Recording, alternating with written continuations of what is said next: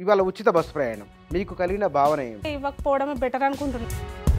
ఒక మహిళా కండక్టర్గా మీరు బస్సులోకి వెళ్ళినప్పుడు ఆ సందర్భాన్ని చెప్పండి. అవన్నీ కొంచెం పోలీస్ స్టేషన్ వరకు కూడా తీసుకెళ్ళాను. గొడవైందా? అంటే పిల్లలు స్టూడెంట్స్ ఏం నేర్పుతున్నారు ఆర్టీసీ నుంచి మీరు? 2 times వెళ్ళాను పోలీస్ స్టేషన్కి. పదే పదే అన్నారు కండక్టర్ జీవితం నాకు ప్రపంచాన్ని జీవితం నేర్పింది అన్నారు కదా. 1-2 సంఘటనలు చెప్పండి, అసలు ఏం నేర్పింది? అధికారులు అవి చూస్తుంటే ఓహో ఇవన్నీ చేయాలి, బ్రతకాలంటే ఇవన్నీ చేయాలని. హరీష్ రావు అనే పేరే చాలా మంది లైక్ చేశారు. కారణం ఏంటి అసలు? ఉద్యమంలో కూడా మేము కూడా తెలియకుండానే అన్న ఇన్స్పిరేషన్ ఏమో మరి నాకు తెలియదు. జీవితం అంటే నా జీవితమే నాకు ఒక గురువు. నమస్తే. నా ఎదురుగా ఉన్నవారు వారు వెలువరించిన పుస్తకాలు, వారి పేరు దాసరి శాంతకుమారి. బహుశా సాహిత్య రంగంలో ఉన్న వాళ్లకు పరిచయమే ఉండవచ్చు, లేని వాళ్లకు ఇప్పుడు పరిచయం. చాలామంది పుస్తకాలు రాస్తారు కదా, కొత్తగా చెప్పాల్సిందే ఉంది. పుస్తకాలు రాసిన వాళ్ళు డజన్ల మంది ఉన్నారు, అందులో వారు ఒకరు అయ్యుండొచ్చు అని సహజంగానే వచ్చేది. ఒక ప్రశ్న వస్తుంది, అట్లా ఉంటే ప్రత్యేకత ఏమి ఉండదు. దానికి భిన్నంగా జీవితం ఉంది కాబట్టి ఆ జీవితాన్ని మీకు పరిచయం చేయాలనే ఉద్దేశంతోనే వారిని తీసుకొచ్చాను. వారితో జీవితం గురించి కొన్ని విషయాలు మాట్లాడుతున్నప్పుడు వారి జీవితం ఎక్కడి నుంచి ఎక్కడి దాకా వచ్చిందో సులభంగా అర్థమవుతుంది మీకే. కండక్టర్గా జీవితం ప్రస్థానం ప్రారంభమై టీచర్గా, టీచర్లకు ట్రైనింగ్ ఇచ్చే ఒక టీచర్గా, రచయితగా, ఇన్ని రకాలుగా జీవితం మామూలు ఒక పల్లెటూరులో ప్రారంభమై వచ్చింది. ఆ వివరాలు ఏమిటి వారి మాటలు తెలుసుకుందాం. మేడం గారు నమస్కారం అండి. శాంతకుమారి గారు బాగున్నారా? బాగున్నాను సార్. బాగున్నారా? సూపర్. ఇప్పుడు మీరు వచ్చేటప్పుడు బస్ ఎక్కి వచ్చారు కదా. అవును. బస్ ఎక్కి వచ్చినప్పుడు మీ జనరల్గా ఇవాళ ఇంటర్వ్యూ అని మనం అనుకున్నాం, మీరు ఏరి కోరి బస్సు ఎక్కి వచ్చారు కదా. బస్సు ఎక్కి వచ్చినప్పుడు ఇవాళ ఉచిత బస్సు ప్రయాణం మీకు కలిగిన భావన ఏమిటి? ఓకే, నాకు బాగానే అనిపించింది. ఎందుకంటే నేను ఎక్స్పెక్టేషన్ ఏంటంటే ఎక్కువ మంది ఉంటారేమో, ఇబ్బంది అవుతుందేమో, ఎట్లా పోవాలి, టైంకి కంపల్సరీ వెళ్ళాలి కదా అని అనుకున్నాను. కానీ అంతా ఏం లేదు, ఎవరి అవసరాలకు వాళ్ళు అనుగుణంగానే ప్రయాణం చేస్తున్నట్టుగా అనిపించింది. ఏదో ఉచితం కదా అని ఎక్కువ జనాలు ఏమైతే నాకు ఇప్పుడైతే ఏం కనిపించలేదు. ఓకే, బాగానే ఉంది. ఇంకా ఈ ఉచితం అనేది నాకు తెలిసైతే ఇవ్వకపోవడమే బెటర్ అనుకుంటున్నా. ఎందుకంటే ఉచితము అనేది మొదలైన తర్వాత మనిషికి ఏదైనా ఫ్రీగా వచ్చిందంటే దానికి అలవాటు పడ్డారంటే ఇంకా జీవితంలో కష్టపడడం అనేది ఉండదు. ఆ వ్యక్తికి ఒక అలవాటు వచ్చిందంటే ఇంకా అంతే సంగతులు. ఎందుకంటే అది కష్టాన్ని అనుభవిస్తేనే దాని ఫలితాన్ని ఆస్వాదిస్తాం. కానీ ఏది ఆ ఫలితాన్ని ఆస్వాదించకుండానే ఊరికేనే ఉచితంగా రావడం అనేది నాకు కొంచెం ఎబ్బెట్టుగానే అనిపించింది. పైసలు ఇచ్చి టికెట్ తీసుకోవాలని ఒక మనసును అనిపించింది. కానీ ఎందుకు అందరిలో మళ్ళీ నేను ఒక స్పెషల్గా టికెట్ తీసుకుంటే అందులో బస్సులో ఎలా ఉంటుందని కొద్దిగా మళ్ళీ నాకు నేనే తమాయించుకున్నా. ఏదేమైనా ఉచితం అనేది నా ఒపీనియన్ ప్రకారం కరెక్ట్ కాదేమో.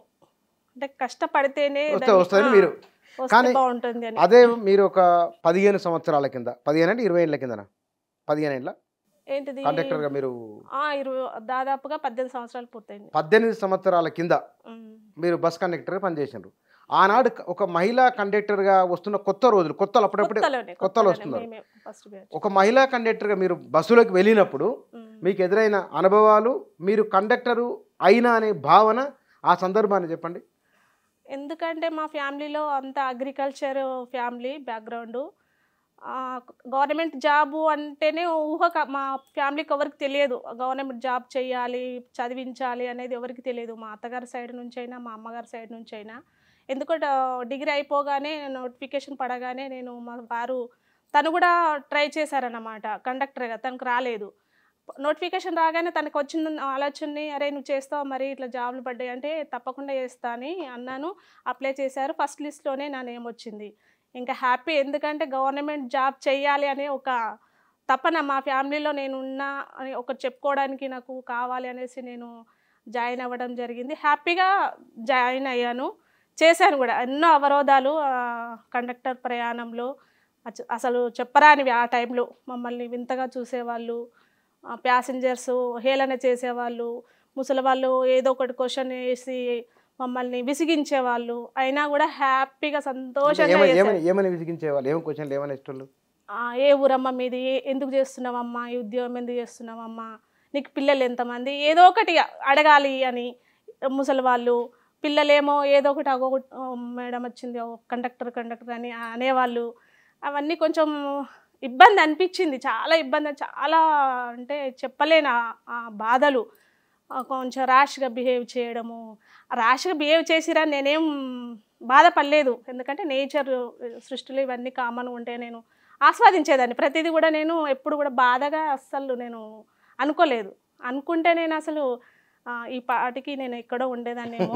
బాధలు రావడమే మంచిది ఒక రకంగా చెప్పాలంటే. మనిషికి ఎత్తుపల్లాలు ఉంటేనే బ్యాలెన్స్ ఉంటుంది లైఫ్ అనేది. ఊరికేనన్నీ ఉంటే దాన్ని లైఫ్ అనలేము అనుకుంటా. నేనైతే చాలా ప్రాబ్లమ్స్ ఎదుర్కొన్నాను. ఆఖరికి పోలీస్ స్టేషన్ వరకు కూడా తీసుకెళ్ళాను. గొడవైందా? అంటే పిల్లలు స్టూడెంట్స్ కామెంట్ చేసేవాళ్ళు, ఏదో ఒకటి అనేవాళ్ళు. ఏమనాలో అర్థం కాకపోయేది. ఇంకా నాకు కోపం కూడా బాగా ఎక్కువ ఉండేది. 22 ఇయర్స్. 22 ఇయర్స్. డిగ్రీ కంప్లీట్ అయింది, జస్ట్ అట్లా అప్పుడే కంప్లీట్ అయింది. మార్చిలో ఎగ్జామ్స్ రాశాను, ఏప్రిల్లో మేలో నోటిఫికేషన్ పడితే అప్లై చేశాను, ఫస్ట్ లిస్ట్లోనే వచ్చింది. సో కొద్దిగా కోపం ఎక్కువ ఉండేది నాకు ఆ టైంలో, చాలా కోపం ఉండేది. ఇంకా వాళ్ళని ఏమనలేక పోయి చక్కగా డ్రైవర్ అన్నకు చెప్పేసి, అన్నాను పోలీస్ స్టేషన్ దగ్గర ఆపేసేయి అని చెప్పేసి వాళ్ళని తీసుకెళ్ళి కొట్టిపిచ్చి కామెంట్ చేసేవాళ్ళు. నేను టికెట్ అంటే వాళ్ళు కూడా టికెట్ అనడం, ఇంకా ఏదో ఒకటి అనాలి అని. అంతా స్టూడెంట్స్ లైఫ్ ఎలా ఉంటుంది మనం ఊహించిందే కదా. సో చెప్పేదాన్ని, సమాధానం చెప్పేదాన్ని. అయినప్పుడు కూడా కొందరు ఉంటారు కదా, వాళ్ళను ఏమనాలో అర్థం కాక పోలీస్ స్టేషన్ కూడా తీసుకెళ్ళాను, కొట్టిపిచ్చాను. వాళ్ళు ఏం భయం పడేదాన్ని కాదు నేను అసలు. ఎవరికి భయపడాలి, వాళ్ళను ఏమన్నా అంటే పోలీస్ స్టేషన్ తీసుకెళ్తే ఏమన్నా అనుకుంటారు అట్లా నేనేం ఫీల్ అయ్యేదాన్ని కాదు. ఎందుకంటే నేను చేసేది నా లైఫ్ కోసం, నా పిల్లల కోసం కాబట్టి, నేను చేసేది మంచిదే కాబట్టి నేను దేనికి కూడా వెనకాడకపోయేదాన్ని. పోయి వాళ్ళను కొద్దిగా క్లాసు చెప్పించి పంపించేదాన్ని. అట్లా 2 times వెళ్ళాను పోలీస్ స్టేషన్కి పిల్లల్ని తీసుకెళ్ళడము. ఇంకా చాలా జనాలు, అసలు ఎంత అంటే ఆ జనాలకి అప్పటికి ఇప్పటికీ అసలు సంబంధం లేదు, చాలా మారిపోయింది. రోడ్స్ బాగుండకపోయేవి. కనీసం 110-120 మెంబర్స్ ఎక్కేవాళ్ళు ఒక ట్రిప్లో. అయినప్పటికీ కూడా హ్యాపీగా చేశాను. టాప్ మీద కూడా ఆపి బస్సును పక్కకు ఆపుకొని టికెట్లు ఇచ్చేవాళ్ళము. ఎందుకో నాకు జీవితాన్ని నేర్పించింది నాకు ఆర్టీసీ అనేది. అంటే నాకు అప్పటి వరకు కూడా ఏం తెలీదు. నాకు 10th క్లాస్లోనే మ్యారేజ్ అవ్వటము, ఇంట్లోనే ఉండి చదువుకోవడము, అంటే లోకం అంటే ఏంటో తెలియదు. ఇంకొకటి ఏంటంటే నాకు 5th క్లాస్లోనే నేను హాస్టల్లో ఉన్నాను. హాస్టల్లో ఉండి చదువుకున్నాను. దుబ్బాక సోషల్ వెల్ఫేర్ హాస్టల్లో చదువుకున్నాను. సో అంటే చిన్నప్పటి బాల్యాన్ని బాగానే ఆస్వాదించాను. అప్పటికే నాకు చదవంటే బాగా పిచ్చి, అది ఎట్లా చెప్పాలో కానీ నాకు ఏదో చెయ్యాలి, ఏదో ఒకటి చెయ్యాలి అనే తపనతోటి హాస్టల్లో జాయిన్ అవ్వటము. 5th నుంచి 10th వరకు హాస్టల్లో ఉండగానే మ్యారేజ్ అవ్వటము. మార్చిలో 92 మార్చిలో ఎగ్జామ్స్ రాసా. లేదు, మా దూర బంధువులు. మార్చిలో ఎగ్జామ్స్ రాశాను, ఏప్రిల్ 27కి మ్యారేజ్ అయింది. 16 సో ఇంటర్ కూడా అప్పుడంతా రెగ్యులర్గా వెళ్ళాలి, అలానే ఏం రూల్స్ లేకపోయేవి. ఇంకా ఎగ్జామ్స్ టైంకి వెళ్ళి మా వారు టెస్ట్ పేపర్లు అని తెచ్చిచ్చేవాడు. అవి చదువుకొని ఒక 1 week ముందు చదువుకొని ఎగ్జామ్స్ రాసి పాస్ అయ్యాను. ఇంటర్లో ఉండి ఇంటరు ఫైనల్ ఎగ్జామ్స్ రాసే టైంలో మా పాప అప్పటికి ప్రెగ్నెంట్. నేను అప్పుడే ప్రెగ్నెంట్ అయ్యాను. అయినా కూడా నేనేం అప్పటికి 8 months నేను ఆన్యువల్ ఎగ్జామ్స్ రాసేటప్పుడు, ఇంటర్ ఫస్ట్ ఇయర్. అయినా నాకు ఏం అనిపించలేదు. పోయాను, మంచిగా రెగ్యులర్గా పోయాను, ఎగ్జామ్స్ రాశాను, అట్లా ఇంటర్ కంప్లీట్ చేశాను. ఆ తర్వాత డిగ్రీలో మా వారు అప్పటికి దుబ్బాకలో లేదు, డిగ్రీ లేదు. సో సిద్దిపేటలో జాయిన్ చేశారు. ఎగ్జామ్స్ ఇంకా 1 week 10 days ఉన్నాయనగా టెస్ట్ పేపర్లు తెచ్చిచ్చేవారు. అలా చదువుకొని డిగ్రీ కూడా ఫస్ట్ క్లాస్లోనే నేను పాస్ అయ్యాను.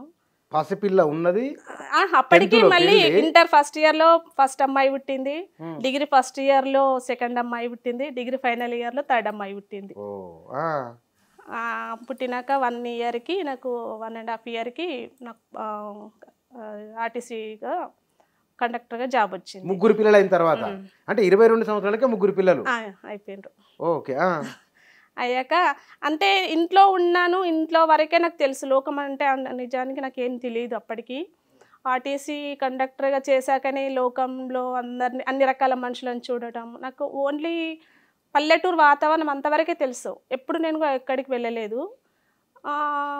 ఆర్టీసీగా అన్ని విలేజ్లకి వెళ్ళటము, ఇట్లా హైదరాబాద్కి రావడం, అటు హన్మకొండకి వెళ్ళడం, అటు కామారెడ్డికి వెళ్ళడం, ఇలా వెళ్తూ వెళ్తూ మధ్యలో ఇప్పుడు హన్మకొండకి వెళ్ళే దగ్గర హుస్నాబాద్ అనే ఉంటుంది. అక్కడ బస్ స్టాప్లో బుక్ షాపులు ఉండేవి. 10 minutes 15 minutes టైంలో నేను ఆ బుక్ షాప్లో కూర్చుండేదాన్ని. వాళ్ళు వెళ్ళగానే పాపం నాకు సీటు పెట్టేవాళ్ళు, వెళ్ళగానే రెగ్యులర్గా వెళ్ళేదాన్ని, సీటు పెట్టేదాన్ని. ఆ టైంలో నేను బుక్స్ అన్నీ చూసేదాన్ని. ఒకసారి ఇలా మర్యాసి అన్ని బుక్స్ అన్నీ చూసేదాన్ని. చూసి అట్లా విజేత కాంపిటీషన్, ఉద్యోగసోపానం బుక్స్ ఉండేవి. అవి నన్ను బాగా మార్చినాయి. అంటే వీటిని చదువుకుంటూ 10-15 minutesలోనే అక్కడ కూర్చొని చదువుకొని మళ్ళీ హన్మకొండ మళ్ళీ అక్కడ బుక్ స్టాప్లో కూర్చునేదాన్ని. అక్కడ ఒక 10-15-20 minutes టైం ఉండేది. ఆ 20 minutesలో కూడా బుక్ తీసుకొని చదువుకునేదాన్ని. అట్లా చూస్తూ ఇంకా నేను కూడా కొనుక్కోవాలి, బుక్ బాగున్నాయి ఇవేంటియో అనేసి కొనుక్కొని ఇట్లా జాబ్స్, ఎస్ఐ పోస్టులు అని, గ్రూప్ 1 అని, గ్రూప్ 2 అని అన్నీ నేను దాంట్లో చూశాను. అవన్నీ ఓహో ఇట్లా జాబ్లు ఉంటాయని. మా ఫ్యామిలీలో ఎవరికి జాబ్స్ లేవు, అంత తెలియదు కూడా, నాలెడ్జ్ లేదు వాళ్ళకి, మా ఫ్యామిలీ వాళ్ళకి, మా అత్త సైడ్ కానీ మా అమ్మ సైడ్ కానీ. ఇంకా నేనే ఇంకా అవన్నీ ఉంటాయి జాబ్స్, నేను కూడా ప్రిపేర్ అవ్వాలి అనేసి అట్లా ఆ కండక్టర్ జాబ్లో నుంచి ఇన్స్పిరేషన్ నాకు ఇవన్నీ. అంటే జనాలను చూడటము, కొత్త ప్రాంతాలను చూడటము, దాని నుంచి నేర్చుకోవడమే.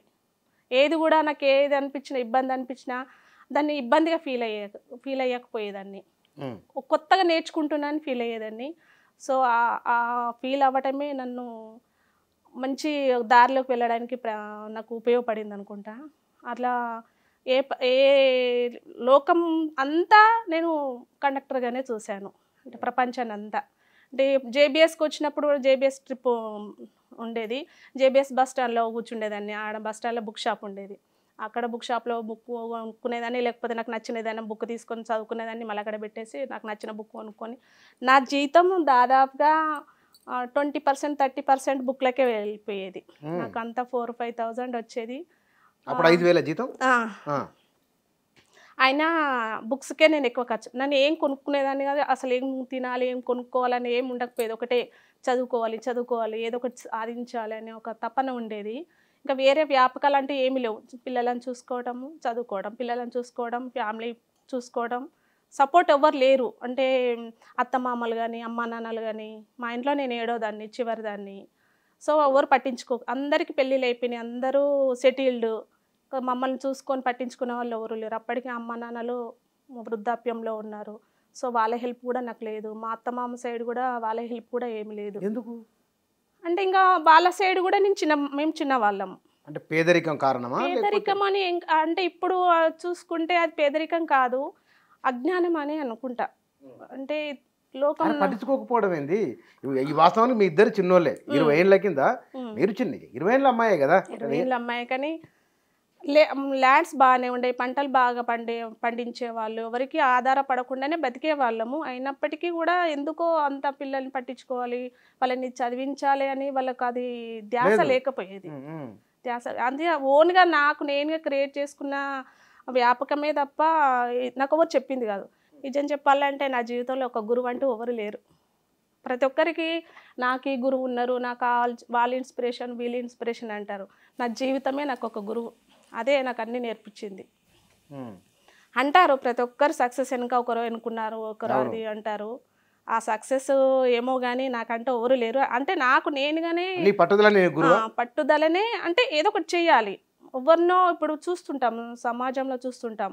సో దీని నుంచి మనం నేర్చుకోవాలి. ఇంకా మనము ప్రత్యేకంగా వీళ్ళే గురువులు, వీళ్ళే మనకు అని అంటూ నాకేం లేదు. నాకు కండక్టర్లో ఉన్నప్పుడు చాలా చూశాను, చాలా సంఘటనలు చూశాను. 1-2 సంఘటనలు మీరు పదే పదే అన్నారు కండక్టర్ జీవితం నాకు ప్రపంచాన్ని నేర్పింది, జీవితం నేర్పింది అన్నారు కదా. 1-2 సంఘటనలు చెప్పండి, అసలు ఏం నేర్పింది? అంటే బస్సు ఎక్కడం ఒకటే కాకుండా అప్పుడు అందరు రకరకాల మనుషులు ఎక్కేవాళ్ళు. అటు భర్తను భార్య భర్తలు గొడవ పడుకుంటూ బస్సు ఎక్కేవారు, ముసలి వాళ్ళు ఏడ్చుకుంటూ బస్సు ఎక్కేవారు. ఏమైందమ్మా, నాకు టైం దొరికినప్పుడు నేను కూడా ఏదో అంటే ప్రతిదీ కూడా వాళ్ళ నుంచి నేర్చుకోవడమే నేను. ఏమైందమ్మా అంటే ఏదో ఒకటి చెప్పటము, వాళ్ళు బతకడానికి ఎన్నో రకాల పనులు చేయటము, అవి చూస్తుంటే ఓహో ఇవన్నీ చేయాలి, బ్రతకాలంటే ఇవన్నీ చేయాలి అంటే ఏది కూడా నేర్చుకోవడమే అంతే. ఇంకా నాకు ఇది వీళ్ళు ఇలా ఉన్నారు అలా ఉన్నారా అని నాకు ఎప్పుడు అనుకునేదాన్ని. వాళ్ళ జీవితం మనకు ఒక గుణపాఠం లాగా అన్నీ నేర్చుకునేదాన్ని అంతే తప్ప నాకు బాధగా ఉంది, నేను ఇప్పుడు టైర్డ్ అయిపోయినా అని నాకు ఇప్పటికి కూడా అంతే అనేవాళ్ళు. బస్సు మార్నింగ్ 5-6కి డ్యూటీ ఎక్కేవాళ్ళము, 5కి 6కి అట్లా ఉండేవి డ్యూటీస్. సో 3:30కి లేసేదాన్ని తెల్లవారుజాము కాదు అది రాత్రి. అందరు పడుకునే టైంలో లేసి అన్ని పిల్లలకి అన్ని వంటలు చేసేసి అన్ని రెడీ చేసి వంటలను చేసి 5 o'clockకి నేను డ్యూటీకి వచ్చేదాన్ని. ఎట్లా ఫ్రెష్గా ఉండేదాన్నో 5 o'clockకి మళ్ళీ రాత్రి 8-9కి డ్యూటీ అయిపోతే అలాగే ఉండేదాన్ని. అరే కాదు, 9 గంటలకు ఇంటికి రావాలి, మళ్ళీ వంట చేసుకోవాలి అనేవాళ్ళు అందరూ. ఏంటి ఇది నువ్వు మొహంలో అసలు అలసటనే లేదు, ఎంత 120, 110, 100కి తక్కువ ఉండరు బస్సులో. అయినప్పుడు కూడా నేను టైర్డ్ అవుతున్నట్టు ఫీల్ అయ్యకపోయేదాన్ని. కొంచెం ఇప్పుడు ఒక లాంగ్ ఒక 5-10 మినిట్స్కి ఒక ఊరు వస్తుంది అని అంటే ఆ 5 మినిట్స్లో ఊరికే కూర్చోకుండా పక్కన సీట్ పక్కన బుక్ పెట్టుకునేదాన్ని, ఇలా పెట్టుకునేదాన్ని, ఇలా సీట్ పక్కన ఇలా ఇట్లా పెట్టుకొని ఒక 5 మినిట్స్ దొరికితే తీసుకొని చదువుకునేదాన్ని. అట్లా నేను పీజీ కంప్లీట్ చేశాను కండక్టర్ చేసుకుంటూనే. నన్ను చూసి అందరూ పిల్లలు కూడా స్టూడెంట్స్ కూడా అరే మేడం ఏంది 6 నిమిషం దొరికితే తీసి చదువుకుంటుంది అనుకునేవాళ్ళు. ఆ తర్వాత నాకు చాలా రెస్పెక్ట్ ఇచ్చారు. అసలు అంటే ఎవరికైనా అంతే కదా, మనం తెలుసుకోవడం కొంచెం టైం పడుతుంది. అదే రూట్లో రెగ్యులర్గా వెళ్ళేదాన్ని, ఎక్కువ హన్మకొండ ఇటు JBS అటు ఎక్కువ వచ్చేసేదాన్ని. ఆ రూట్లో అందరు నాకు చాలా రెస్పెక్ట్ ఇచ్చేవాళ్ళు, చాలా హ్యాపీగా అనిపించేది. ఎంతమంది ఎక్కినా నవ్వుతూ టికెట్స్ ఇస్తూ అవన్నీ చేస్తూ ఉండేదాన్ని. నాకు అలసిపోయినా అనే ఆ థాట్ కూడా నా మైండ్లోకి వచ్చేది కాదు. సో నేను అలా అనేవాళ్ళు కండక్టర్ డ్రైవర్లు డ్యూటీ అయిపోయినాక, ఏంటిరా నువ్వు ఇంత అలాగే ఉన్నవి, ఏంటిరా నువ్వు అసలు ఇంత కూడా అలసిపోలేదు అంటే, ఎందుకన్నా అలసిపోవడం, ఏం కష్టం చేసినాము, ఓన్లీ టికెట్సే కదా. అరే మేము నడిచిన టికెట్లు ఇచ్చి మేము ఇంత అలసిపోయినామంట. ఏమో నాకైతే అట్లా అనిపించకపోయేది, నేను కష్టపడుతున్నా అనే ఫీలింగ్ నా మైండ్లోకి వచ్చేది కాదు. నేను పుట్టింది భీముని మల్లారెడ్డిపేట అంటే అది నాకు తెలియని ఆనందం. నాకు ఆ ఊరంటే నాకు మీరు గుర్తు చేస్తేనే నాకు ఎందుకో అది అంటే అందరికీ ఉంటుంది పుట్టిన ఊరంటే, ఎందుకో నాకు ఇంకా స్పెషల్గా అనిపిస్తుంది. అక్కడ మానే రోడ్డు అని నీటి ప్రభావమో ఏంటో తెలియదు కానీ ఆ ఊర్లో చాలా మంది ఉన్నత వ్యక్తులుగా ఎదిగిన ఊరది. ఆ నీటి ప్రభావము, అక్కడి ప్రభావం గంభీరావుపేట మండల్, ఇప్పుడు రాజన్న సిరిసిల్ల అయింది డిస్ట్రిక్ట్, కానీ అంతకుముందు కరీంనగర్. కరీంనగర్ డిస్ట్రిక్ట్. నన్ను అనేవాళ్ళు బస్సులో కూడా, నువ్వు కరీంనగర్ అమ్మాయివా అనేవాళ్ళు. అంటే అలా అప్పటి పెద్దవాళ్ళు ఇప్పుడు గుర్తుపడతారో లేదో కానీ కొంచెం ఏజ్ ఉన్న వాళ్ళు కరీంనగర్ అంటే ఇలానే ఉంటారమ్మా, కరీంనగర్ వాళ్ళు ఎక్కడ తగ్గరు అనేవాళ్ళు. మరి ఏంటో నాకు అర్థం కాలేదు. తర్వాత ఓహో నన్ను చూసి ఇలా అంటే ఎక్కడ కూడా నేను కాంప్రమైజ్ అవ్వడము, వాళ్ళు ఏదో అన్నారని బాధపడడం అలాంటివి ఏముండదు. దాన్ని ఫేస్ చేయడమే తప్ప నాకు ఇలా జరిగిందని ఎప్పుడు కూడా నేను బాధపడిపోయేదాన్ని. ఎదిరించడమే అంతే. ఎవ్వరేమన్నా అప్పుడే ఆన్సర్. ఎవరి నుంచి వచ్చింది ఏం లేదు, ఏమో నాకు నా బ్లడ్డే అంతే, చిన్నప్పటి నుంచి అంతే. ఎవరైనా ఏదన్నా ఎవరికేదన్నా అయినా కూడా అక్కడ నేను ఉండాల్సిందే. ఇక్కడ చూసి అది దానికి ఏమైంది కారణమని నేనే 100 మంది ఉన్న పట్టించుకోకపోయినా నేను మాత్రం ముందు ఉండేదాన్ని. ఇప్పటికీ నాకు అది ఉంది. ఇంకా మరి మీరు కండక్టర్గా చేస్తూ ఉన్నారు కదా, కండక్టర్ చేసి అప్పటికే అలసిపోతారు, తర్వాత ఏం ఉండదు, అదొక అంశం. రెండోది అప్పటికే జీతం 5,000 అంటే ఆ రోజుల్లో కొంత పర్వాలేదు, మంచి జీతమే. 20,000 కింద 5,000 అంటే ఓకే, బతుకోవచ్చు. మళ్ళీ అక్కడ నుంచి పెద్ద స్థాయి ఉద్యోగానికి మారాలి ఎందుకు ఆలోచన ఎందుకు వచ్చింది అంటే అసలు? ఇవి బుక్స్ చదివేదండి కదా, విజేత కాంపిటీషన్, ఉద్యోగ సోపానం, ఆ బుక్స్ విన్నర్స్ ఇది వాళ్ళ మాటలు అక్కడ ఉండేవి. దాంట్లో వాళ్ళ గురించి 2-3 వాక్యాలు రాసేవాళ్ళు అన్నమాట. నేను కూడా ఇలా అవ్వాలి, నా గురించి కూడా ఇలా రావాలి ఒక బుక్లో అని ఒక తాపత్రయం బాగా ఉండేది. అని చూసి బాగా నేను నేర్చుకున్నాను. కూడా బుక్కులు రాయాలనుకునేది. అంటే ఒక ఉన్నత స్థానంలో ఉండాలి, నేను మా అమ్మ నాన్న పేరు ఇట్లా ఉండాలి, ఫలానా వాళ్ళ కూతురు అన్నట్టుగా చెప్పుకోవాలి నా గురించి అన్నట్టుగా బాగా ఉండేది. చిన్నప్పటి నుంచి మా అమ్మ అంటే నాకు చాలా ఇష్టము. అమ్మ ఎప్పుడు కూడా గర్వంగా ఉండాలి నా తరపున. అంటే మేము 7గురం అయినప్పుడు కూడా నేనే ఎక్కువ, 7 అమ్మాయిలు, 5గురము అక్క చెల్లెళ్ళము, 2 అన్నయ్యలు. అందరికంటే ఎక్కువగా నేనే ఉండాలి, అందరికంటే నా వల్లనే మా అమ్మ నాన్నకి పేరు రావాలి. అట్లా ఎందుకో నాకు చిన్నప్పటి నుంచి అమ్మ నాన్న అంటే ప్రేమ. అమ్మ ఏ చెప్పినా చేయడము. మళ్ళీ మాకు ఇంకో అన్నయ్య ఉండేవాడు, చిన్న అన్నయ్య. పెద్ద అన్నయ్యనేమో ఎప్పుడు బతుకు తెరువు కోసము దుబాయ్ అట్లా వెళ్ళేవాడు. మా అందరినీ పోషించాలి అంటే నాన్న చేస్తే సరిపోయకపోయేది. సో ఎప్పుడు కూడా నాకు ఊహ తెలిసినప్పటి నుంచి కూడా అన్న పెద్ద అన్నయ్య దుబాయ్ వెళ్ళేవాడు, చిన్న అన్నయ్య ఊర్లో పనిచేసేవాడు. మా అన్నయ్య అనేవాడు, నువ్వు బాగా చదువుకోవాలిరా, నా చెల్లెలుగా నిన్ను బాగా ఉన్నత స్థానంలో చూడాలి అని బాగా కోరుకునేవాడు.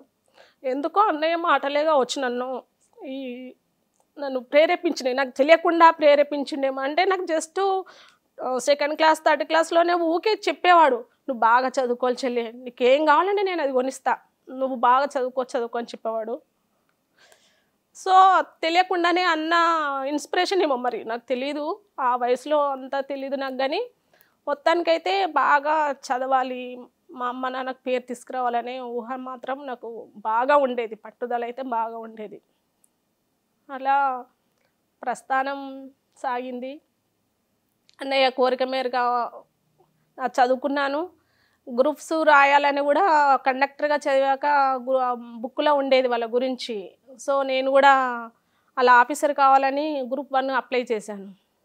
పీజీ ఫస్ట్ కండక్టర్గా పీజీ చేశాను. ఉద్యోగం చేసుకుంటూ పీజీ చేశాను. ప్రొఫెసర్ రామరెడ్డి డిస్టెన్స్ ఎడ్యుకేషన్లో MA పొలిటికల్ సైన్స్ చేశాను. చేసుకుంటూ ఆ బుక్స్ చూసుకుంటూ గ్రూప్ 1 పడింది అప్పటికే 2003లో. సివిల్ ఎస్ఐ పోస్టులు పడ్డాయి అప్పుడే. సో సివిల్ ఎస్ఐకి అప్లై చేశాను, గ్రూప్ 1కి అప్లై చేశాను. అప్లై చేసి ఇంకా వీలు కాదేమో అనేసి, అంటే ఫిజికల్ ఫిట్నెస్ అనేది కంపల్సరీ కావాలి. అప్పటికి నాకు 3 పిల్లలు అవ్వటం వల్ల, కొంచెం వెయిట్ లాస్ ఉండడం వల్ల 45 kgs ఉండాలి అంటే నేను 42 ఉన్నాను. నాకేమో ఎస్ఐ కావాలని కూడా ఉండే. అంటే ఒకరికి మనం న్యాయం చెయ్యాలి, సడన్గా వాళ్ళకు న్యాయం జరగాలంటే ఒకే ఒక పోలీస్ ఉద్యోగం అనుకున్నా నేను. న్యాయం జరగాలి, స్పాట్లో వాళ్ళకు న్యాయం జరగాలంటే అది ఒకటే అనుకున్నాను. సో నా మెంటాలిటీకి తగ్గట్టుగా ఇది కరెక్ట్ జాబ్ ఏమో అనుకొని అప్లై చేశాను. అప్లై చేశాక దిల్సుఖ్ నగర్లో సంఘమిత్ర అనే ఇన్స్టిట్యూట్ ఉండేది, దాంట్లో జాయిన్ అయినాక నన్ను చూసి, నువ్వు చాలా వీక్ ఉన్నావు అమ్మా, నీకు వెయిట్ లేవు, నువ్వు 3 పిల్లలు అప్పటికి 3 పిల్లలు కండక్టర్ జాబ్ చేసుకుంటూ, నువ్వు వెయిట్ లాస్ ఉన్నావు అంటే, వెయిట్ అనేది నా చేతుల్లో పని సార్, నేను ఖచ్చితంగా ఎస్ఐ జాబ్ కొట్టాలి అని అంటే, ఇక నీ ఇష్టం, మేమైతే జాయిన్ చేసుకుంటామని సంఘమిత్ర ఇన్స్టిట్యూట్లో నేను జాయిన్ అయ్యాక ఒకరోజు అప్పుడు స్పెషల్ ఆఫ్ డ్యూటీలు ఉండేవి. అంటే ఒకరోజు మార్నింగ్ 5 o'clock ఎక్కితే ఈ నైట్ 8కి దిగిపోయినాం అనుకో డ్యూటీ, మళ్ళీ నెక్స్ట్ హాలిడే ఉండేది మాకు. ఇప్పుడు కూడా ఉన్నాయి కానీ తక్కువ చేశారంట. So day by day 1 day ఇప్పుడు మనకు ఎట్లా ఇంట్లో ఉంటా కాబట్టి, ఆ రోజు నేను బస్సు ఫ్రీ కాబట్టి నేను ఇన్స్టిట్యూట్కి వచ్చేదాన్ని హైదరాబాద్కి. ఊరు నుంచి? మీ ఊరు నుంచి? సిద్దిపేట నుండి వచ్చి ఆ కోచింగ్ విని మళ్ళీ నైట్ వెళ్ళిపోయి మళ్ళీ మార్నింగ్ డ్యూటీ చేసుకొని ఇలా వెళ్ళాను. వెళ్ళాక ఇంకా వీలైతే లేదు, అంటే అక్కడ చూస్తే కాంపిటీషన్ ఎక్కువ ఉంది ఇన్స్టిట్యూషన్లో. చూస్తే అందరూ చాలా అంతా యంగర్స్ అంత పీజీ చేసిన వాళ్ళు, క్యాంపస్ పిల్లలంతా, వాళ్ళని పోటీ తట్టుకోవాలంటే నాకు ఇది అయ్యే పని కాదనేసి లీవ్లు పెట్టాను. లాస్ ఆఫ్ పేమెంట్ తోనే 2000-3000 వచ్చినా సాలరీ వచ్చినా నాకు జాబ్ కావాలి కంపల్సరీ అనే ఉద్దేశంతో లీవ్ పెడితే ఆ లీవ్ పెట్టడానికి కూడా చాలా నన్ను సఫర్ చేశారు. చాలా అంటే అసలు అధికారులు లీవ్లు ఇవ్వకుండా చాలా సఫర్ చేశారు. ఏంటో ఆ జనాలకి మనం ఒక మంచి పని చేస్తున్నామంటే కొందరికి నచ్చదు. ఇంకా ఆ టైంలో ప్రిపేర్ అవుతున్నా అంటే మాకేం అవసరం, నువ్వు ప్రిపేర్ అయితే మాకు బస్సులు నడవాలి అనేవాళ్ళు. అప్పటికి నా లాస్ సాలరీ అయినప్పటికీ కూడా మెమోలు ఇచ్చేవాళ్ళు. లాస్ట్ పేమెంట్లో కూడా నీకు షోకాజ్ నోటీస్ అని, ఆ నోటీస్ అని, ఈ నోటీస్ అని ఊరికి ఇంటికి పంపించేవాళ్ళు. మెంటల్గా టార్చర్ చాలా పెట్టిరు నన్ను. అయినప్పుడు కూడా నా లక్ష్యము ఎస్ఐ జాబ్ కావాలి అనేసి సస్పెండ్ చేశారు. ఒకసారి సస్పెండ్ చేస్తే ఒక మెదక్ సంగారెడ్డి డివిజన్, మాకు అక్కడ మెదక్ డివిజన్ ఆఫీసరు అంజనేయులు అని ఒక అతను ఉండేవాడు. ఆయన ఏంటమ్మా ఎందుకు ఊరికే సస్పెండ్ అవుతున్నావు అని ఆయన దగ్గరికి వెళ్ళాను, ఇక నా బాధ చెప్పుకుందామని వెళ్తే, సార్ నేను ఇట్లా ఎస్ఐ కావాలనుకుంటున్నా, నాకు ఎప్పటికీ మా ఆఫీసర్లు డిఎంలు నన్ను సఫర్ చేస్తున్నారు, నాకు మెమోలు ఇస్తున్నారు, నన్ను మెంటల్గా టార్చర్ పెడుతున్నారు అని అంటే, నీకు ఎన్ని రోజులు కావాలో నేను ఇస్తాను వెళ్ళమ్మా అని అన్నాడు. ఆయన ఇవ్వడం నాకు ఒక రకంగా నా లైఫ్ని టర్నింగ్ చేసిందేమో. సో నాకు ఎన్ని రోజులు కావాలంటే, ఎక్కువ చేస్తే కూడా లీవ్ పెడితే కూడా నాకు ఇంట్లో కూడా వెళ్ళడం కష్టం అవుతుంది కాబట్టి ఒక 1 మంతే పెట్టాను, ఎక్కువ పెట్టలేదు. 1 మంత్ పెట్టి బాగా కష్టపడ్డాను. అసలు వెయిట్ లాస్ ఉండి కూడా 53 kgs పెరిగిన. ఏం తింటే లావ్ అవుతారు, ఇక మొత్తం ఇదే సర్చింగ్లో ఉండేదాన్ని. ఇట్లా లేదు, అందరినీ అడిగేదాన్ని. కోచ్ ఉంటాడు కదా అక్కడ, కోచ్ ఉండేవాడు, నన్ను ఎగతాళి చేసేవాడు. 3 పిల్లల తల్లి, వెయిట్ లేదు ఏం లేదు, ఏమేమి ఉరుకుతుంది అని ఎగతాళి చేసేవాడు. కానీ ఒక 15 daysలో ఆయన కంటే ఎక్కువ నేనే రన్నింగ్ చేశాను. ఆయన ఊహించలేదు, నన్ను ఏదో ఎగతాళి చేసి పంపిస్తా అనుకున్నాడు, కానీ ఆయన కూడా ఊహించలేదు నేను అంత రన్నింగ్ చేస్తానని. సో రన్నింగ్ అప్పుడు ఫస్ట్ ఫిజికల్ టెస్టే ఉండేది. ఫిజికల్ టెస్ట్లో నేను హైదరాబాద్ జోన్కే ఫస్ట్ వచ్చాను. రన్నింగ్లో షార్ట్ పుట్, హై జంప్ ఉంటుంది మాకు. అప్పుడు ఫస్ట్ వచ్చాను. ఇంకా జాబ్కి రిటర్న్ టెస్ట్కి ఒక 1 month టైం ఉండేది. 2004లో అప్పుడు ప్రభుత్వం చేంజ్ అవుతుంది. ఆ టైంలో అదే టైంలో ఇక ఎలక్షన్స్ ఉంటాయని మాకు వెంటనే పెట్టిరు, ఎగ్జామ్ పెట్టిరు. సో 1 monthలో నేను అటు ఇంట్లోకి ఇటు స్టడీకి నాకు ఇబ్బంది అయ్యి నేను రాయలేకపోయినా, సరిగ్గా ఎగ్జామ్ రాయలేకపోయినా. అప్పుడు మళ్ళీ జోన్లో 12 పోస్టులే ఉండేవి. అయిపోయేదాన్ని. ఏం చేస్తావు, పోలీస్ డిపార్ట్మెంట్ ఒక మంచి నిజాయితీ గల వ్యక్తిని పోగొట్టుకుందని బాధపడ్డాను. ఆ రకంగా బాధపడ్డాను, కానీ అయ్యో నేను ఇంత కష్టపడ్డాను కదా. ఇంకా కాలేజ్ మా బ్యాచ్ వాళ్ళంతా సిఐ హోదాలోనే ఉన్నారు, ఇంకా టచ్లో ఉంటారు, అప్పుడప్పుడు కనిపిస్తారు. నువ్వే బాగున్నావు, నువ్వే టీచర్గా అయినావు, ఇంకా పోలీస్ డిపార్ట్మెంట్ రాంతే బెటర్ అంటే, లేదన్నా నాకు అదే బాగుండే నాకు అని అంటుంటా. రామకృష్ణ అని కొంతమంది సిఐలు నాకు మా బ్యాచ్ వాళ్ళు కనిపిస్తుంటారు. మా సైడ్లు కూడా ఒక ఆవిడ శోభ అని, ఆమె కూడా ఎస్ఐ అయింది. ఇప్పుడు అంతా సిఐలే ఉన్నారు, సిఐ స్థాయి వరకు వచ్చారు. బెస్ట్ ఇదే అంటారు. పోలీస్ ఉద్యోగం పోయింది. అట్లా మరి టీచర్కి ఎట్లా వచ్చారు? మీరు గ్రూప్ 1 కావాలనుకున్నారు కదా, మళ్ళీ కండక్టర్ చేసిన టీచర్ జాబ్ కూడా. గ్రూప్ 1 కూడా అప్పుడే ఆ టైంలోనే వాళ్ళు నోటిఫికేషన్ చూశాను. మేము ఎస్ఐగా ప్రిపేర్ అవుతున్న టైంలోనే గ్రూప్ 1 నోటిఫికేషన్ పడింది. అప్పటికి నాకు బుక్స్ ఏం చదవాలి, ఎలా ప్రిపేర్ అవ్వాలని కూడా ఏమీ తెలియదు. మా ఎస్ఐకి వచ్చిన అందరూ అప్లై చేసుకుంటే నేను కూడా అప్లై చేసుకున్నాను. అప్లై చేసుకున్నాక బుక్స్ కూడా నాకు ఏం తెలియదు, అయినా నాకు నాలెడ్జ్ అప్పటికి ఆ ఉద్యోగ సోపానం అన్ని వ్యాసాలు ఉంటాయి కదా, బాగా చదివేదాన్ని. కరెంట్ అఫైర్స్ బాగా చదివేదాన్ని. అసలు టక్కున చెప్పడమే నాకు అంతే, వేరే ధ్యాస ఉండదు, మొత్తం చదివే. అట్లా నేను గ్రూప్ 1కి ప్రిలిమ్స్ ఎగ్జామ్ రాశాను. ఫస్ట్లో వచ్చాను నేను. అప్పటికి 98 ఏమో మార్క్స్ వచ్చినాయి నాకు. ప్రిలిమ్స్లో సెలెక్ట్ అయ్యాను. ఇంకా మెయిన్స్కి సెలెక్ట్ అవుతే మళ్ళీ ప్రాబ్లం, వీళ్ళు లీవ్స్ ఇవ్వలేదు. లీవ్స్ ఇవ్వకపోయేసరికి దాన్ని కూడా చాలా సఫర్ అయ్యాను. ఇంకా మళ్ళీ మా డిఎంని బాగా సార్ నా లైఫ్ సార్ అని బ్రతిమలాడి ఒక 4 days లీవ్ ఆయనకు ఏదో ఆయనతోటి పంపించి కొద్దిగా ఆయనకు చేసేసి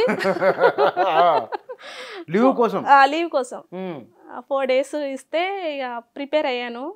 మెయిన్స్ ఎగ్జామ్ రాసినప్పుడు ఆ ఇన్విజిలేటర్ నా పక్కనే ఉన్నాడు, ఇంకా ఊకే వచ్చి పేపర్స్ తీసుకున్నాను. అంతా 10 నిమిషాల్లో ఒక పేపర్ రాసేదాన్ని, ఒక పేపర్ సరిపోకపోయేది.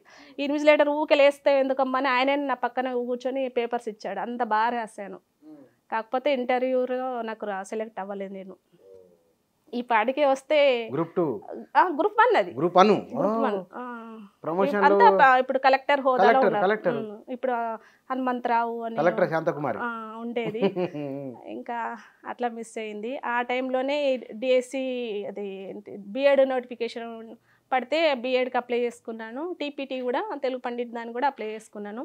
రెండింట్లో సీట్ వచ్చింది నాకు. రెండింట్లో సీట్ వస్తే ఫస్ట్ నాకు తెలుగు పండిట్ దానికి కౌన్సిలింగ్ అయితే నేను దాంట్లో గవర్నమెంట్ సీట్ వచ్చింది నాకు, ఐఏసి మాసప్ ర్యాంకులో 60 ర్యాంకు వస్తే గవర్నమెంట్ సీట్ వచ్చింది. ఇంకా హ్యాపీగా దాంట్లో జాయిన్ అయ్యాను.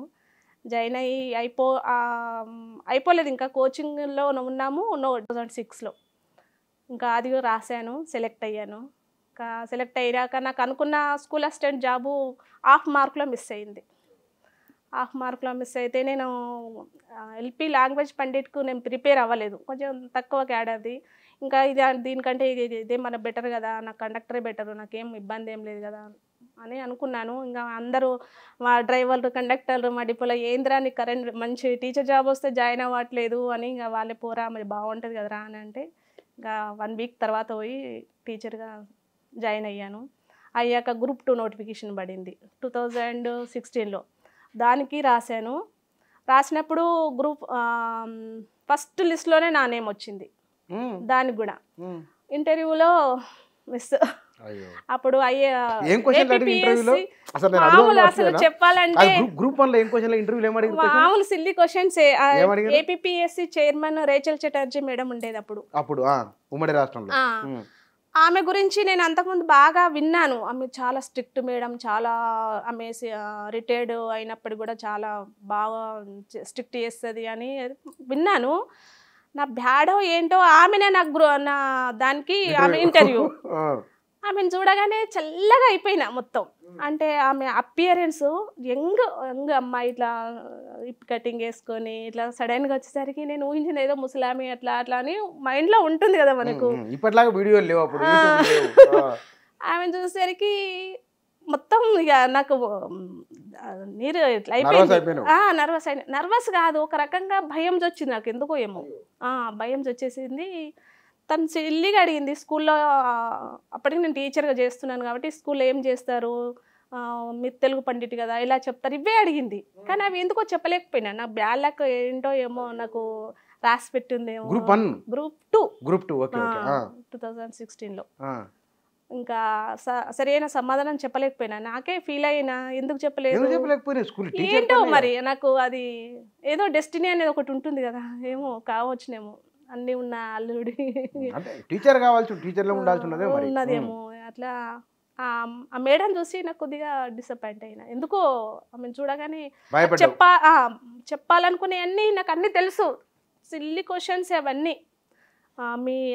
మీ ఊర్లో ఏంటి పంట పండిస్తారు, ఇట్లా చిన్న చిన్న క్వశ్చన్సే.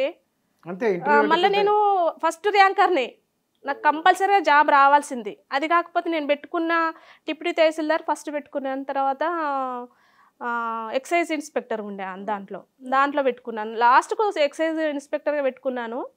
నాకు ఇవేవి రాకపోతే ఎక్సైజ్ సబ్ ఇన్స్పెక్టర్ రావాలి. అప్పుడు ర్యాంకర్స్కి అట్లనే ఇది ఇచ్చేవాళ్ళు. నాకంటే మేము ఎక్సైజ్కి కూడా ఫిజికల్ టెస్ట్కి వెళ్తారు. మమ్మల్ని ఉస్మానియా హాస్పిటల్కి పంపించారు. ఆ ఉస్మానియా టెస్ట్లో నాకన్నా దేంట్లో ఫిట్నెస్ లేరు, హెల్తీగా అన్నీ చూస్తారు, ఐ చెకప్ అని ఇంకా అన్నీ చూస్తారు. అందులో అన్నిట్లో నేనే ఫస్ట్ ఉన్నాను. ఒక ఆవిడ, ఒక అమ్మాయి, ఆమె హైట్ సరిగా లేదు, ఫిట్నెస్ సరిగా లేదు. ఆమెనేమో సెలెక్ట్ అయింది ఎక్సైజ్కి, నేనేమో సెలెక్ట్ కాలేదు. నేనేమనుకున్నా అంటే అది రాకపోయినా ఇది నాకు ఖచ్చితంగా వస్తుంది అని అనుకున్నా. ఎందుకంటే ఇంటర్వ్యూలో పోయిన వాళ్ళకి తర్వాత మనం ఫస్ట్ పెట్టుకున్న దాని ప్రకారము చూస్తారన్నమాట, ర్యాంకుని బట్టి చూస్తేనే కంపల్సరీగా ఏదో ఒకటి జాబ్ రావాలి.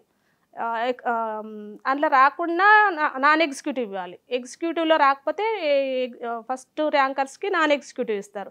సో నేను మొత్తానికైతే ఏపీఎస్సి ఎంప్లాయీని అవుతా అని చాలా హోప్స్ ఉండే. అది రాలేదు. అది ఆ టైంలోనే ఈ గవర్నమెంట్ జరిగిపోయింది, మారిపోయింది. అంతా ఇంటర్వ్యూలు అన్ని గోల్మాల్. అప్పుడు గ్రూప్ 1 ఏమడి గుర్తుందా?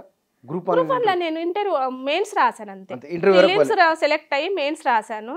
ఇంటర్వ్యూ నాకు పిలుపు రాలేదు, ఓకే, లెటర్ రాలేదు, ఇంటర్వ్యూ లెటర్ రాలేదు. ఓకే. అంటే మళ్ళీ కూడా రాశాను. ఎప్పుడు రాశాను? మళ్ళీ గ్రూప్ 2 కూడా రాశాను మొన్న. అది నేను ఫస్ట్ సెలెక్ట్ అయిందేమో 12లో, మొన్న 16లో. సారీ, నేను 12లో సెలెక్ట్ అయినా రేచల్ చటర్జీ మేడం అప్పుడు చైర్మన్ అయిపోయింది. మళ్ళీ 16లో కూడా రాశాను. మా సార్ ఏమన్నారంటే, నువ్వు నీకు ఉన్నది కదా, సత్తా ఉంది కదా, పోతావింది, మళ్ళీ ప్రయత్నం చేయముంది, నీకు అన్నీ తెలిసినాయి కదా అని అంటే మళ్ళీ ప్రిపేర్ అయ్యాను.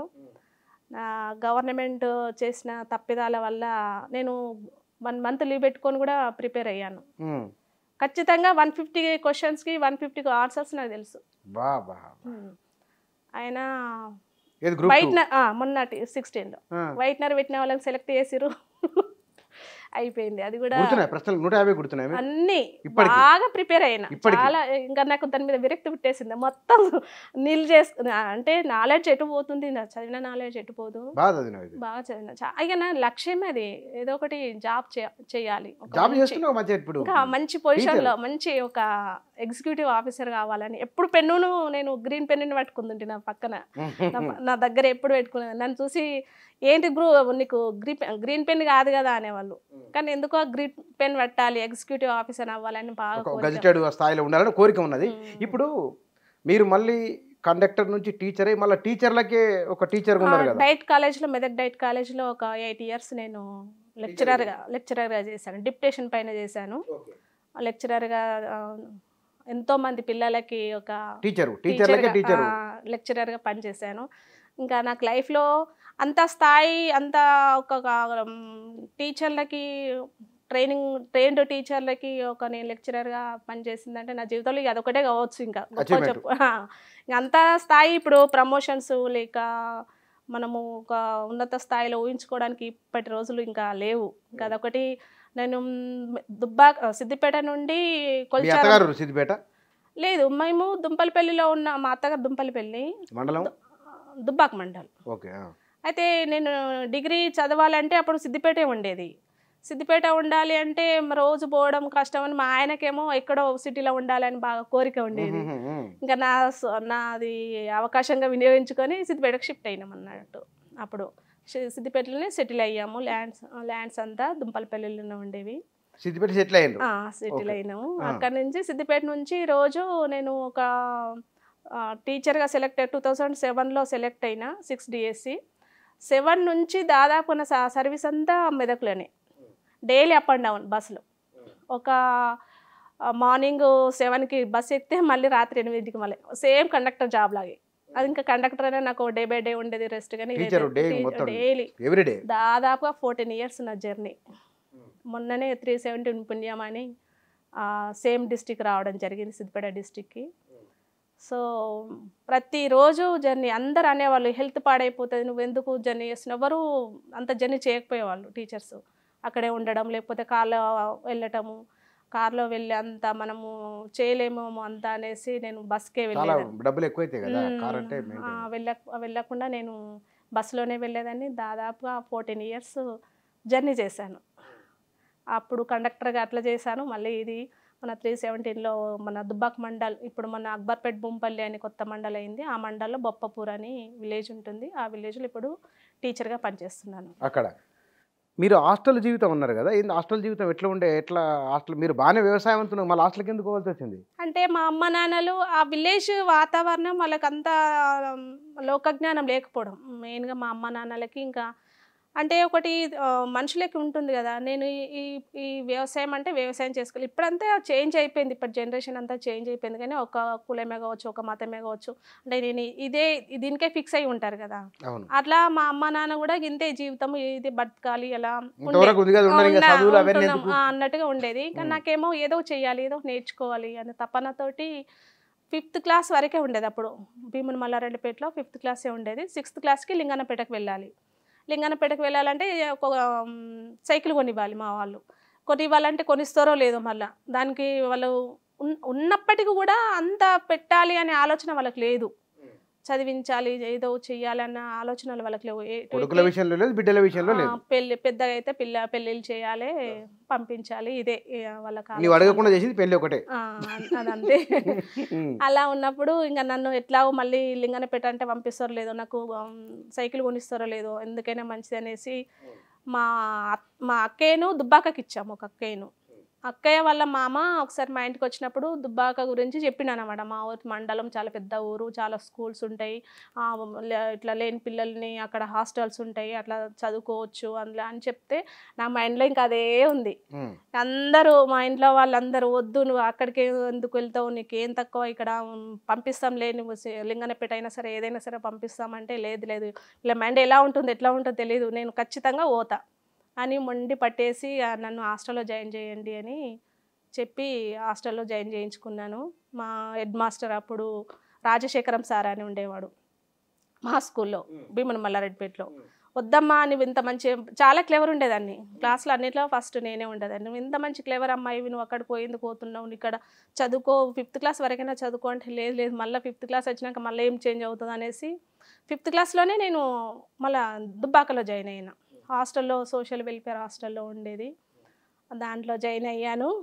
ఇంకా అది చెప్తుంటే అసలు నేనైనా ఇప్పుడు నిజంగా నేను ఉన్నానా ఆ హాస్టల్లో ఇప్పుడు అని నాకే ఆశ్చర్యం వేస్తుంది. ఇప్పటి జనరేషన్ చూస్తే ఏంటి ఇంత అన్ని అవకాశాలు ఉన్నాయి, ఇప్పటి వాళ్ళకి ఎందుకు వినియోగించుకోవట్లేదని ఒకసారి బాధ కూడా అనిపిస్తుంది.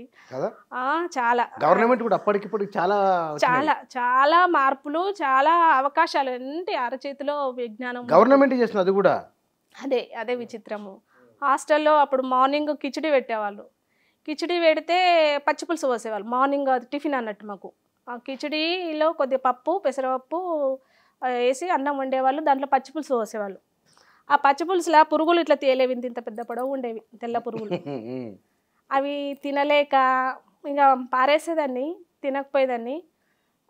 అక్క వాళ్ళ దగ్గరనే ఇల్లు ఉండేది, అయినా కూడా వాళ్ళ ఇంటికి కూడా నేను వెళ్ళి అక్క నేను ఇప్పుడు తినలేదని చెప్పకపోయేదాన్ని, ఎందుకంటే వద్దనంగా వచ్చాను కదా, నన్ను ఎక్కడ మళ్ళీ ఇంటికి అంటదేమో అనేసి అక్క కూడా చెప్పకపోయేదాన్ని. అట్లా ఎన్ని సంవత్సరాలు, దాదాపుగా 86 నుంచి 92 వరకు హాస్టల్లోనే, అదే హాస్టల్లో ఉన్నాను. 86 నుంచి 5th క్లాస్ నుంచి 10th క్లాస్ వరకు అదే ఫుడ్ తినుకుంటే అక్కడే ఉన్నాను తప్ప నేను ఇంటికి పోతాను ఏ రోజు కూడా అనలేదు. ఎందుకంటే మళ్ళీ ఇంటికి పోతే పెళ్ళి అంటారు, అది అంటారు, ఇది అంటారు అనేసి అన్నీ భరించుకుంటూ తిండి తినుకుంటూ, కడుపు మార్చుకుంటూ చాలా కష్టాలు. 86లో ఒక మాట వెనక్కి వెళ్దాం మనం. 86లో ఆ రోజున్న పేరెంట్స్ హాస్టల్కి వచ్చేది కదా, ఎట్లా ఉండేది జీవితం? 86 జీవితం, జస్ట్ 86 తెలంగాణ ఏమిటో తెలిసిపోతుంది, రూరల్ తెలంగాణ ఎట్లా ఉండేది, ఎట్లున్నది? ఏమమ్మా ఇప్పుడు దుబ్బాకలో పెద్దగా అంత పెద్ద మార్పులు ఏం లేవు. ఇప్పుడు నేను వెళ్తున్నా, మాకంత మార్పు ఏం లేదు. జస్ట్ కొన్ని ఇల్లు కట్టిండ్రు, ఇల్లు కట్టిర్రు, షాప్స్ అయినాయి తప్ప మార్పు ఏం నాకు కనిపించదు. నాకు ఇప్పుడు రోజు బైక్ మీద వెళ్తాను, దుబ్బాక నుంచే వెళ్తుంటాను మా బొప్పపూర్కి. అవన్నీ గుర్తుకొస్తుంటాయి. అరే ఏం చేంజ్ కాలేదు, అవే దారులు, అవే మనుషులు, అంటే మనుషులు అంటే ఆ రకంగానే, ఏం నాకేం కొత్తగా కనిపించట్లేదు, అంతే, ఏం పెద్దగా ఏం లేదు. అవే హోటల్స్, అప్పుడు తిన్న హోటల్స్ ఇంకా ఉన్నాయి, ఆ హోటల్స్, ఆ ఇండ్లు, అవి కొద్దిగా కొన్ని ఇండ్లు ఇప్పుడు కొద్దిగా మారుతున్నాయి తప్ప అదే ఇండ్లు అంతేగాని పెద్దగా ఏదో మార్పు అయితే బాగా ఎక్కువేం రాలేదు. అదే మా సిద్దిపేట అయితే చాలా మార్పు వచ్చింది. సిద్దిపేట చాలా మారింది కదా. అవును, సిద్దిపేట స్పెషాలిటీ ఏంది? మా హరీష్ అన్న. హరీష్ అన్న ఎందుకన్నా హరీష్ అనే పేరే చాలా మంది లైక్ చేస్తారు, కారణం ఏంటి అసలు? ఇప్పుడు మీరు మాతో ఎలా మాట్లాడుతున్నారు, హరీష్ అన్న కూడా అంతే. ఆయన మినిస్టర్ లాగా, ఎమ్మెల్యే లాగానో ఒక హోదాలో ఉన్న అధికారిగా ఉండడు మాతో. మా సిద్దిపేట కానీ ఎవరైనా సరే నేను చూస్తుంటాను. అంటే మేము ఎక్కువ వెళ్తుంటాం, ఉద్యమంలో కూడా మేము కూడా పార్టిసిపేట్ చేసాం. మా సార్ కూడా ఉద్యమంలో వెళ్ళిండు. అప్పటి నుంచి వాళ్ళు టీఆర్ఎస్ పార్టీ పెట్టినప్పటి నుంచి కూడా మాకు ఉద్యమంతో సంబంధం ఉంది. మేము కూడా టీచర్స్ని అందరినీ కూడా నేను నిరాహార దీక్షలు, రోడ్డు మీద కూర్చోబెట్టి నిరాహార దీక్షలు కూడా చేపించిన సందర్భాలు కూడా ఉన్నవి. అప్పటి నుండి ఇప్పటి వరకు కూడా మా అందులో ఏ విధమైన మార్పు కూడా కనిపించదు కూడా. ఎందుకంటే ఆత్మీయంగా మాట్లాడతాడు, మన సమస్యను మంచిగా వింటాడు, ఏంటి ప్రాబ్లం అనేసి మన అమ్మ నాన్నలు ఎట్లా సాల్వ్ చేయాలనో అట్లా ఆలోచించి వాళ్ళకు సాల్వ్ చేసి పంపిస్తారు. అదే స్పెషాలిటీ. ఇప్పుడున్న రాజకీయ నాయకుల్లో నేర్చుకోవాల్సింది నాకు కూడా అనిపిస్తుంది, అసలు ఎలా సాధ్యమవుతుంది అన్నకి ఇంత వేల మంది రాని మార్నింగ్ ఆయన ఏ టైంకి వెళ్తాడో ఆ టైంకి వెళ్తాడు, అంతమందికి సాల్వ్ చేసి వెళ్తాడు అంతే. వదిలిపెట్టేమైతే ఒవ్వన్ని వెళ్ళాడు. అందరితో మాట్లాడతాడు, అందరి సమస్యలు వింటాడు, సాధ్యమైన 99% సాల్వ్ చేసి వెళ్తాడు. అది ఇంకా సొంత ఇల్లు సొంత వాళ్ళలాగానే ఫీల్ అవుతాడు. సో మన ఇల్లును మనం ఎలా చక్కదిద్దుకోవాలనుకుంటామో ఆ విధంగానే ఆలోచిస్తాడు, ఆ విధంగానే డెవలప్ చేస్తాడు. అంతే కదా. హాస్టల్ జీవితంలో అంటే మీకు హాస్టల్ మీ అమ్మ నాన్న ఎప్పుడన్నా వచ్చారు? హాస్టల్కి వచ్చారు? అమ్మ వచ్చేది, నాన్న అంటే మొత్తం టోటల్గా వ్యవసాయం. మా ఊర్లో కర్ణాలోని ఉండేవాళ్ళు, వాళ్ళ దగ్గర పాలేరుగా వేసేవాడు. సో నాన్నకి ఆ పని తప్ప ఇంకా వేరే లోకం తెలియదు. పాలేరు అన్నప్పుడు పని చేసుకుంటాల్సింది. పాలేరుగానే జీవితాన్ని చేసిండు, పాలేరుగానే పోయిండు. అమ్మనే అన్నీ చూసుకునేది, మాకు అందరికీ అమ్మనే చూసుకునేది, అమ్మనే వచ్చేది. నాకు పాలు తాగేదని, మాకు బాగా బర్రెలు ఉండేవి, బర్రెలు మేకలు బాగుండేవి, ఆవులు అట్లా ఉండేవి. నేను పాలు బాగా తాగుతా, హాస్టల్లో ఇవన్నీ దొరకవనేసి ఒక హోటల్లో వాడిక పెట్టిపోయింది. మా బిడ్డ వస్తుంది రోజు తాగిపోతుంది, నేను నెలకు డబ్బులు కడతాని కట్టి పోయేది దుబ్బాకల. ఆ హోటల్ ఇంకా కూడా ఉంది, అది గ్లాస్ పాలు ఇచ్చేవాళ్ళు. ఇంకా నాకు అంత ఐడియా లేదు కానీ అమ్మనే కట్టేది కాబట్టి నేను మళ్ళీ ఇంకో షాప్లో, కిరాణం షాప్లో కూడా మా బిడ్డకి ఏం కావాలన్నా ఇవ్వండి నేను డబ్బులు ఇస్తానని ఒక ప్రసాద్ షాప్ అని ఒకటి ఉండే. అది రోడ్డు వెడల్పులో ఇల్లు, ఆ షాపు పోయింది, ఆ వ్యక్తి కూడా చనిపోయాడు. ఆయన దగ్గర పెట్టింది. కానీ నేను మా అమ్మ షాప్లో ఏమైనా కొనుక్కోవచ్చు అని అంటే నేను ఎక్స్ట్రా ఏం కొనుక్కునేదాన్ని కాదు. అప్పుడు గుడ్ డే బిస్కెట్ అని చాలా టేస్టీగా ఉండేది. ఆ ఒక్క గుడ్ డే బిస్కెట్ కొనుక్కొని ఒక వారం రోజులు ఇంట్లో నా రూమ్లో పెట్టుకునేదాన్ని. ఒక్క ప్యాకెట్ని తినాలనుకున్నప్పుడు కొద్దిగా తీసుకొని తిని మళ్ళీ అక్కడ దాన్ని అలా పెట్టుకునేది. వారం రోజుల దాకా దాన్ని అలాగే పెట్టుకొని తినేదాన్ని. అమ్మ చెప్పింది కదా ఎక్స్ట్రా వృధా ఖర్చు పెట్టకపోయేదాన్ని. నాకు అవసరం ఉన్నంత వరకే కొనుక్కునేదాన్ని, ఇంకా ఎక్స్ట్రా అనేది ఖర్చు పెట్టకపోయేదాన్ని. మాకు మంత్లీ బిల్స్ అని, మంత్లీ మెస్ ఛార్జెస్ అని 10 రూపీస్ ఇచ్చేవాళ్ళు. 8 రూపీస్ ఇచ్చారు ఫస్ట్. ఆ 8 రూపీస్ కూడా చాలా జాగ్రత్తగా దాచుకునేదాన్ని. ఇంటికి పోయినప్పుడు బస్ ఛార్జెస్ కానీ అమ్మ ఇచ్చేది, ఇంటికి వెళ్ళినాక ఇంటికి వచ్చేటప్పుడు మళ్ళీ డబ్బులు ఇచ్చేది. ఆయన కూడా నేను వృధా ఖర్చు పెట్టకుండా, ఇప్పుడు నాతో పాటు ఒక 7-8 మంది భీముని మల్లారెడ్డిపేట నుంచి దుబ్బాక హాస్టల్లో ఉన్నారు. వాళ్ళతో పాటు నేను వెళ్ళిన ఫస్ట్, నా తర్వాత నన్ను చూసి వాళ్ళందరూ దారి పట్టిరన్నమాట. ఇక అందరం కలిసి వచ్చేవాళ్ళము, పోయేవాళ్ళము. దారిలో సర్వీసులు ఉండేవి అప్పుడు, బస్సులు ఆర్టీసీ బస్సులు ఎక్కువ ఉండేవి. సర్వీసులలో ప్రైవేట్ సర్వీసులలో వెళ్ళడము. మధ్యలో ముస్తాబాద్లో ఈ మేమంతా పిల్లలమంతా సినిమా చూసిపోదాము అని ఆ ముస్తాబాద్లో ఆగి సినిమా చూడడము. వాళ్ళందరికీ టికెట్లు ఒక డబ్బులు ఉండకపోయేవి కానీ సినిమా చూస్తామనేవాళ్ళు, అంత పిల్లలం కదా మేము. అందరికీ నేనే డబ్బులు, నా దగ్గర ఎక్కువ అలాగే ఖర్చు పెట్టుకోకుండా ఉంచుకునేదాన్ని. వాళ్ళందరికీ సినిమా తీసుకురావడం, ఏదో నేను ఒక పెద్ద బాధ్యత లాగా, వీళ్ళందరికీ నేనే బాధ్యత అన్నట్టుగా తీసుకుపోయి వచ్చేదాన్ని. అలా హాస్టల్ జీవితం అట్లా కొనసాగింది. మీ జీవితంలో నుంచి చూసినప్పుడు ఇవాళ చాలామంది పిల్లలు చిన్న చిన్న వాటికి చాలా నర్వస్ అవుతున్నారు, చాలా రకాల ప్రభావాలకు లోన్ అవుతున్నారు. అది ఆడపిల్లలైనా మగపిల్లలైనా సరే. ఇట్లాంటి అంటే మీరు మీ జీవిత ఇంత సంఘటన పడి వచ్చారు కదా, టీచర్ ఉన్న పిల్లలకు మీరు ఏం చెప్పారు వాళ్ళకు? అంటే ఈ చర్చలు ఏమైనా జరిగేది వాళ్ళకు? అయితే ఏంటంటే ఇప్పుడు పిల్లలకి స్వేచ్ఛ అనేది లేకపోవడం ఒకటి ఏంటంటే తట్టుకోలేకపోదు. ఇప్పుడు మా అమ్మ నాన్నలేమో స్వేచ్ఛగా వదిలేసేవాళ్ళు, అంటే అప్పటి పరిస్థితులు అలా ఉన్నాయేమో, ఇప్పటి పరిస్థితులు ఎలా ఉన్నాయేమో ఇవన్నీ తప్పుపట్టలేము, కానీ స్వేచ్ఛగా ఉండేవాళ్ళం, అన్నీ తెలుసుకునే వాళ్ళం. ఇప్పుడు ఇంటి పక్క వాళ్ళతో మాట్లాడడమే కావచ్చు, ఊర్లో ఫ్రెండ్స్ దగ్గరికి వెళ్ళటమే కావచ్చు, దానివల్ల బాగా నేర్చుకునే వాళ్ళము. దాని నుంచి ఈ సమస్య వస్తే ఎలా సాల్వ్ చేసుకోవాలని కొంచెం మనకు తెలియకుండానే మనం నేర్చుకునే వాళ్ళము. ఇప్పటి పరిస్థితులు ఏంటంటే పిల్లలు అసలు పుస్తకాలకు పరిమితం అవ్వటము, ఏం తెలియకపోవడం అని కూడా నేను అనను, ఎందుకంటే చాలా టెక్నాలజీ ఉంది, పిల్లలు చాలా చూస్తున్నారు అని చేస్తున్నారు, కానీ గారాబం ఎక్కువ చేస్తున్నారు పిల్లల్ని. గారాబం అంటే అది మరీ విపరీతమైన గారాబంతో పిల్లలకి స్వేచ్ఛ ఇవ్వకపోవడం, వాళ్ళు చెప్పినట్టుగానే చదువుకోవాలని చెప్పడం, రిస్ట్రిక్షన్స్ బాగా పెట్టడం వల్ల ఒక మిషన్ లాగా తయారవుతున్నారు. ఆర్టిఫిషియల్ లైఫ్లో మింగిలైపోయినారు పిల్లలంతా. సో ఏ ప్రాబ్లం వచ్చినా వాళ్ళకి సాల్వ్ చేయి తెలుసు, అన్నీ తెలుసు వాళ్ళకి. అయినా కూడా వాళ్ళ వరకు ఇప్పుడు నేనే అనుకుంటాను ఆ ప్రాబ్లమ్ని ఎలా ఫేస్ చేయాలి అనే థాట్ రానివ్వట్లేదు. ఇంకా ఇంతే జీవితము, ఇది అయిపోయింది, ఇంకా నాకు ఇది ఇది అందకపోతే ఇంకే ఇదే అని చాలామంది పిల్లలు నేను సఫర్ అవుతుంటాను. ఎవరన్నా ఫెయిల్ అయినా బాధపడుతుంటారు. ఫెయిల్ అవ్వడం బాధపడు, మళ్ళీ దానికి సొల్యూషన్ కూడా ఉంటుంది, మళ్ళీ ప్రయత్నం చేయాలి. అది చేయట్లేదు. దాన్ని అందుకోవడం కోసము కావాలని అది కావాలి అనే అత్యుత్సాహం కావచ్చు, కోరిక అతి కావచ్చు. దాంతో ఇంకా అది అందకపోయేసరికి పిల్లలు ఇంకా ఇంతే జీవితం అన్న ఉన్నారు. సో దానివల్ల చాలా ప్రాబ్లమ్స్ పిల్లలు తల్లిదండ్రులు ఎదుర్కొంటున్నారు. అది నాకు చాలా బాధేస్తుంది. అందుకని మా స్కూల్లో పిల్లలకి నేను అన్నీ నేర్పిస్తాను. అన్నీ వాళ్ళతో ఎగురుతాను, వాళ్ళతో దుంకుతాను, వాళ్ళతో అన్నీ చేపిస్తాను. అన్నీ వాళ్ళకు అన్నీ తెలియాలి వాళ్ళకు. సో ఆ రకంగా పిల్లలు ఇప్పటి పిల్లలకి ఓపెన్గా మాట్లాడతారు అన్ని విషయాలు. చాలా ఓపెన్గా ఉంటాను. Very good.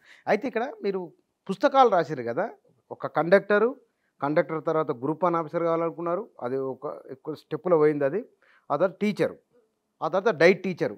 పుస్తకాలు రాయాలనేది మీకు అనుకోకుండా వచ్చింది, అది కూడా లేదు అనుకోకుండానే. అంటే నేను కండక్టర్గా ఉన్నప్పుడే నాలో ఒక కవి ఉన్నారేమో.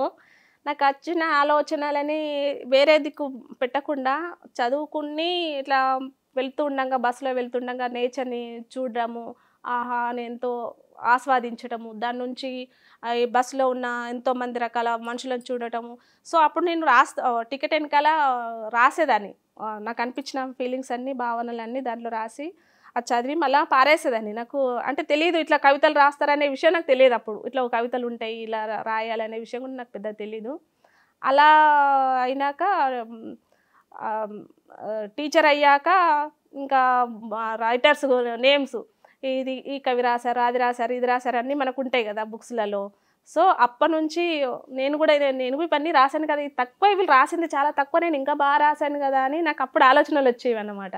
సో అప్పటి నుంచి నేను దాన్ని ఒక బుక్లో రాసుకోవడము, దీనివల్ల ఒక బుక్ తీసుకురావాలని ఒక ఆలోచన రావటము, అలా నేను ప్రపంచ తెలుగు మహాసభలు కూడా నన్ను చాలా చాలా మార్చేసినాయి. చాలామంది కవులతో పరిచయాలు రావటము, ఇట్లా బుక్స్ రాయాలని ఇంకా తపన బాగా పెరిగిందనమాట. ఆ టైంలో నేను 2 months తెలంగాణ సాహిత్య అకాడమీలో డిప్యుటేషన్గా పనిచేయడము, నందిని సిద్ధారెడ్డి సార్తో అంత కలిసి పనిచేయడము, నాకు అవకాశం ఇచ్చిన హరీష్ అన్ననే నాకు, అన్న నేను ఇట్లా ప్రపంచ తెలుగు మహాసభలకు నేను వెళ్ళాలనుకుంటున్నా అంటే నందిని సిద్ధారెడ్డి సార్కి ఫోన్ చేసి, మేడం ఉంటుందట, మీరు అక్కడ అన్ని మేడంకి వసతులు కల్పించండి అని చెప్పడము, అక్కడ మహాసభలో నేను పార్టిసిపేట్ చేయడం, దాంతో నా అనుభవాలను పుస్తక రూపకంలో రాయటం, అలా మళ్ళీ అది ప్రపంచ తెలుగు మహాసభలు అనేవి అది ప్రపంచంలోనే చాలా